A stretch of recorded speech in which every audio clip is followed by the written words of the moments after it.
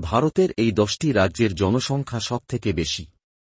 ভারতের 90% জনসংখ্যা এই রাজ্যগুলিতে বসবাস করে, তো চলুন দেখা যাক সেই রাজ্যগুলির নাম। উত্তরপ্রদেশ, জনসংখ্যা প্রায় 24 কোটি। মহারাষ্ট্র, জনসংখ্যা প্রায় 12 কোটির কাছাকাছি। বিহার, জনসংখ্যা প্রায় 12 কোটি। পশ্চিমবঙ্গ, জনসংখ্যা প্রায় 10 কোটির কাছাকাছি।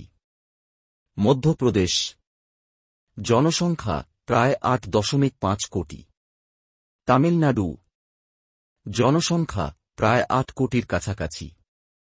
রাজস্থান, জনসংখ্যা প্রায় 7.8 কোটি।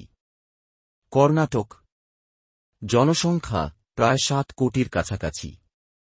গুজরাট, জনসংখ্যা প্রায় 6.7 কোটি। অন্ধ্রপ্রদেশ, জনসংখ্যা প্রায় 5 কোটি।